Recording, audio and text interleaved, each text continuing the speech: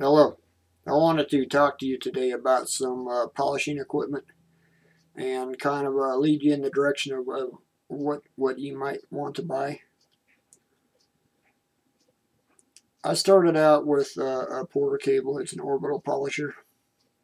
It's for people that don't have much experience polishing paint. And let me grab it for you and I'll show you what came in the package. This is the machine. And it's got a soft backing plate. It's got soft edges on it so it's flexible. And it's got a knob right here that controls the speed. And it's a well-built piece of equipment. I was at Adams Polishes and they said they discontinued it because the box says made in China, which is not true. There's been a lot of discussion over at AutoGeek where the shaft that goes through here breaks off, but I think that's a rare occurrence or people are just being rough with it. I've been using this machine for several hours and I haven't had any trouble with it. Grab the box here. In the bottom of the box it says tool made in Mexico, accessories made in China. It doesn't even say that inside the manual. Trust me, I looked. And it came with, I believe, 3 of these hex-logic pads. The orange and the white are probably the most common ones you'll use. Orange for rough work, white for finishing. And I recently bought a rotary because this Porter cable is kind of slow. And this one right here is sold at Harbor Freight. I had some kind of coupon. It was advertised. It was like $29.99 plus $7 freight. So I can't complain. I mean, it works really awesome for the amount of money I spent on it compared to this Porter cable. And one of the issues I run into is it comes with a 7-inch backing plate like this, and it's very hard. I can't flex it hardly at all. It's actually a sanding pad. That's what it is, and it comes with the 5/8 screw for the rotary. Just about every rotary takes the same thread size, unless it's some European model, and they got some like metric thread on some versions. So make sure you get the 5/8. I think it's 16 tooth per inch. And it'll fit just about any backing plate on the market. I've got some Euro pads here. We got a whole set of them. I think there was 5 of them. Different colors, just like in the US. This one's very soft. And they're a little bit different on the back. And when I was at Harbor Freight, they sell an orange one and a white one that's very similar to these. And they sell this 6-inch backing plate comes with it, and it just don't fit the pad right. So I ended up getting this one here to fit these pads, and it also fits the hex-logic pads. This is the one I ordered with it. It's a new one. And this particular one, it's got soft edges on it. I don't know if I showed you that.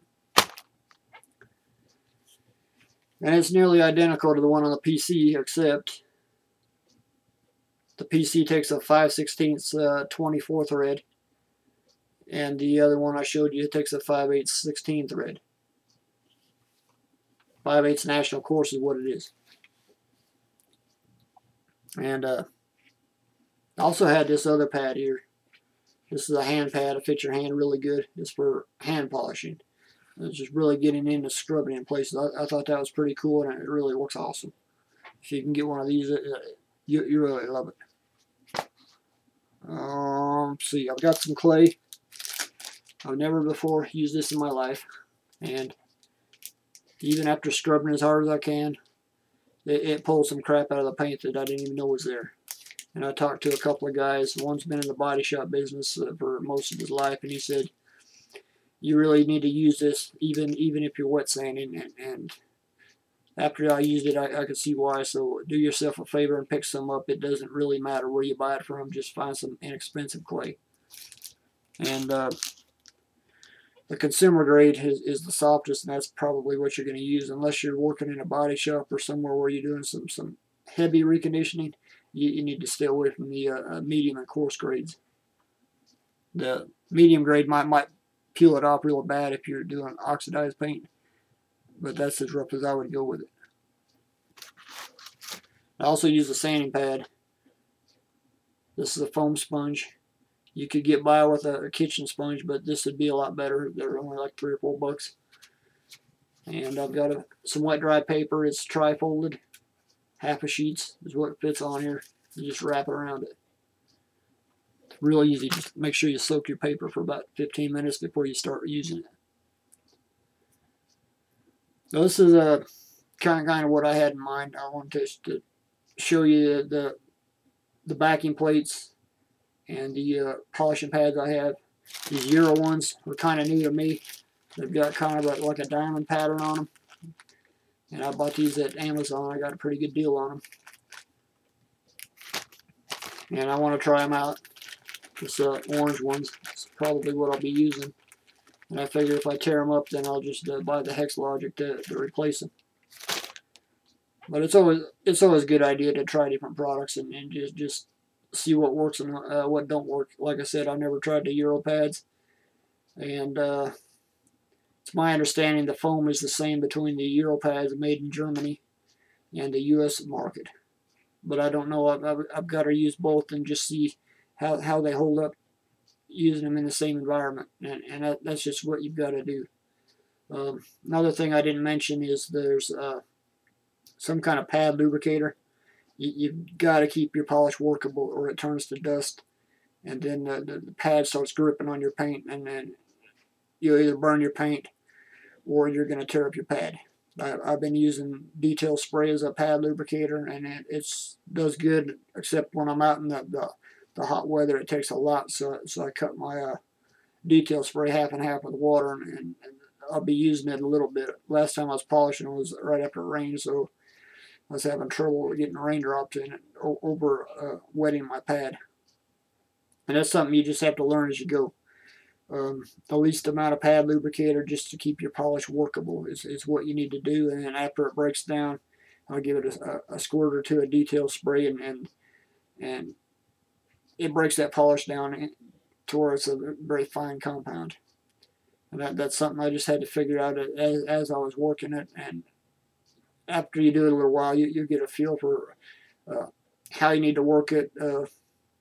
It'll cut good at first, and then it'll diminish down, and then I'll hit it with the spray and really put a nice polish on it. If it still has defects, add some more polish. So this is what I have, and thanks for watching.